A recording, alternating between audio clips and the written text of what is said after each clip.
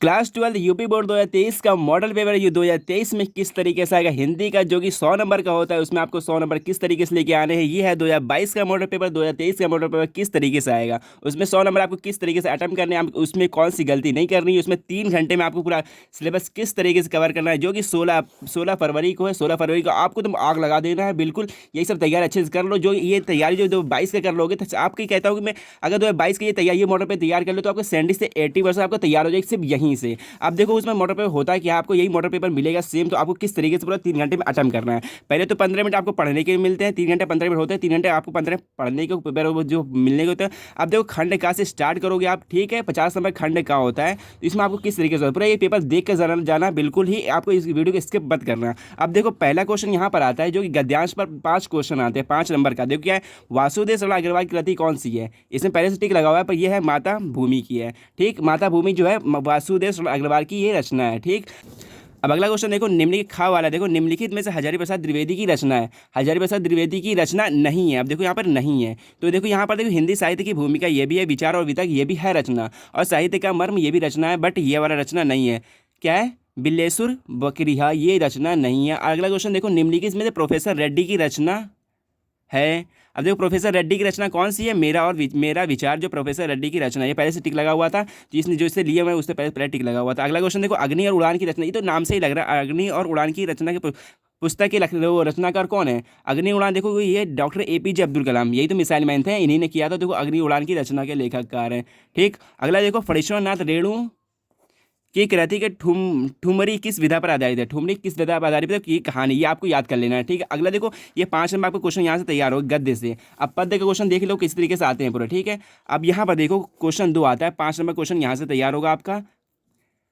ये देखो, रस कलश किसकी रचना है। रस कलश किसकी रचना है, अयोध्या सिंह उपाध्याय की है। आप ये सोचो कि भाई ये रचना किस तरीके हमको याद करना है, तो मैं सबसे बढ़िया हिंट देता हूँ, आपके जो सिलेबस में जितने जो चैप्टर हैं उनकी जितनी रचना है वो याद कर लो। आप देखोगे, देखो ये अयोध्या सिंह उपाध्याय ये भी आपकी रचना है, और यहाँ भी देखोगे आप, देखो हजारी प्रसाद द्विवेदी, प्रोफेसर रेड्डी, सब आपके सिलेबस की रचना है। इसको रचना याद कर लो, आप 10 नंबर पूरे निकल जाएंगे। अगला क्वेश्चन क्या है, मैथिली शरण गुप्त की महाकाव्य की कृति कौन सी है। महाकाव्य की कृति देखो कौन सी है, मैथिली शरण देखो भारत भारती है, यशोधरा या साकेत, सब ये सब कौन सी है, ये सब मैथिली शरण गुप्त की रचना है। इसमें कह रहे महाकाव्य कौन सी है, भारत भारती महाकाव्य की रचना है। ठीक है, अब देखो अगला क्वेश्चन, निम्नलिखित में से जयशंकर प्रसाद की कृति नहीं है। अरे कानन कुसुम ये भी है, प्रेम पथिक ये भी, चित्रधार ये भी, पर ये वाला नहीं है, तो यार टिक कर दो, ये वाला क्वेश्चन नहीं है। ठीक, अगला क्वेश्चन देखो, सुमित्रानंद पंत की सर, ये देखो बहुत इंपॉर्टेंट क्वेश्चन है ये वाला, सुमित्रानंद पंत को सोवियत लैंड नेहरू पुरस्कार किस कृति पर मिला था। ये मिला था लोकायतन पर। चिदम्बरम ना लगा था, बहुत अच्छी गलती कर रहे, सितंबर लगा, चिदम्बरम मिला था, वो ज्ञानपीठ पुरस्कार पर मिला, चिदम्बरम मिला था। ठीक, और अगला क्वेश्चन देखो यहाँ पर 10वां क्वेश्चन है ये, निम्नलिखित में से सचिदानंद हीरानंद बख्तियार के काव्य संकलन कौन सा है। तो हरी घास पर छड़बर, ये काव्य संकलन। 10 नंबर आपका यहाँ से पूरा तैयार हो गया। ठीक, और जो आपके सिलेबस में वही क्वेश्चन तैयार करना आपका फंस जाएगा। ठीक है, बिल्कुल। अगला देखो कौन सा है, तीसरा क्वेश्चन आता है यहाँ पर देखो, आपको निम्नलिखित गद्यांश पर आधारित निम्नलिखित प्रश्न का उत्तर देना।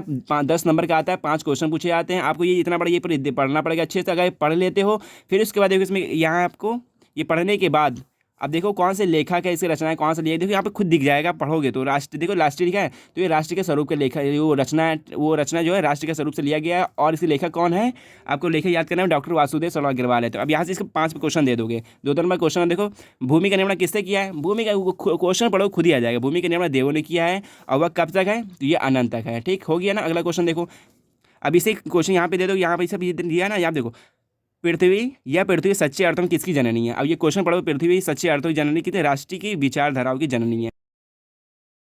अगला क्वेश्चन है, रेखांकित अंश की व्याख्या करनी है। जो रेखा हुआ है उसकी व्याख्या कर दोगे, 2 नंबर यहाँ से मिल जाएगा। और उपयुक्त गद्यांश के शीर्षक और लेखक का नाम, शीर्षक का लेखक का नाम लिखना है। शीर्षक का नाम कौन है इसके, राष्ट्र का स्वरूप। ठीक है, जो शीर्षक है वो क्या है, वो है राष्ट्र का स्वरूप शीर्षक है, और जो लेखक है डॉक्टर वासुदेव शरण अग्रवाल है। ठीक है, ऐसे देखो ये है, और ये अथवा करके देखो दिया, अथवा करके यहाँ देखो अथवा दिया है ना, तो अथवा करके ये दिया आपको। 2 में से 1 करना, दोनों मत करना, मिलेंगे नंबर 1 के ही नंबर मिलेंगे।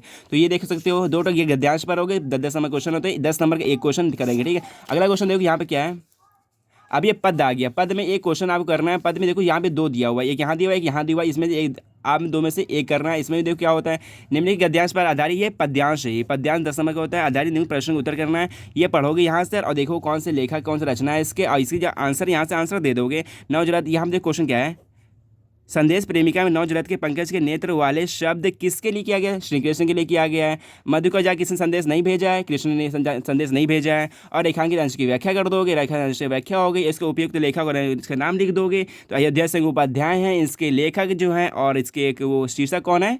शीर्षक आप लिख दोगे यहाँ पर पवन दूती का है। 10 नंबर आपका यहाँ कंप्लीट हो गया ना, सिंपल। और इसी आप ये भी कर सकते हो, ये भी है, देखो इसका नौका विहार से लिया गया ये वाला, और इसके कौन है? ये सुमित्रा नंदन पंत है। इसका क्वेश्चन देख सकते हो, इस दुनिया में सब लोग क्या खोजते हैं? यहाँ पर देखो सुख भोग खोजते हैं, यहाँ पर सुख खोजते हैं, ये हो गया। अब देखो बापू के पर ये सब लिख सकते हो यहाँ पर, ठीक है। और रेखांकित अंश की व्याख्या, शीर्षक का नाम। अब देखो यहाँ से स्टार्ट होता है, 5 नंबर का होता है, क्या 5वां नंबर है, 5 नंबर का होता है। यहाँ पर आपको साहित्यिक परिचय लिखना है, ठीक, साहित्यिक परिचय लिखना है। आपको 3 दिया है, 3 में से 1 करना होगा। वासुदेव शर्मा को याद कर लो, ये याद कर लो, कोई 3 में से 1 याद करना होगा, ठीक। अगला क्वेश्चन देखो, अब पद्यांश पर एक क्वेश्चन आता है, पद्यांश पर जीवन परिचय इसमें भी लिखना है। तो इसमें क्या करना है आपको? जीवन परिचय पद्यांश पर लिखना है। तो पद्यांश पर इसमें कौन से लिखोगे? मैथिली शरण गुप्त, महादेवी वर्मा।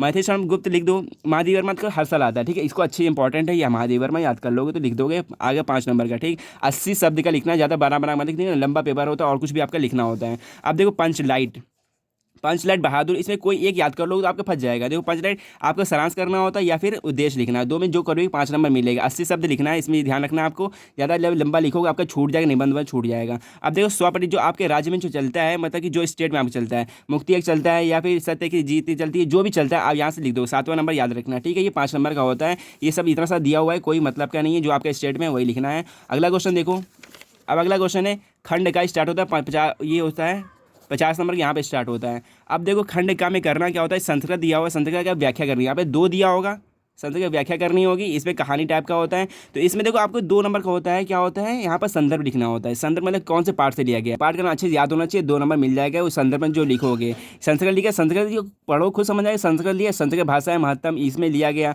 अब देखो यहाँ पर अथवा करके एक और दिया हुआ है, यहाँ देखो पढ़ोगे समझ में आ जाएगा, इसकी व्याख्या बनाए करोगे 4 नंबर मिल जाएंगे। अब देखो यहाँ पर महानता है, तो महानता नाम से जो चैप्टर कौन सा है? महानता मालवी है, महानता मालवी चैप्टर से लिया गया है। तो यहाँ एक कर लोगे 7 नंबर आपका मिल जाएगा। 4 नंबर ये व्याख्या मिल जाएगी आपको, 5 नंबर व्याख्या मिलती है, 4 नंबर बना के लिखो, 4 नंबर मिल जाएगा।